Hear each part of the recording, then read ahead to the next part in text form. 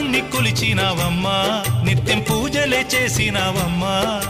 గూడు చెదిరిపాయ గుండెల విసిపాయ గూడు చెదిరిపాయ గుండెల విసిపాయ కొలిచిన రామయ్య కొండ దిగిరాడాయే వందనాలమ్మా అమ్మా వందనాలమ్మా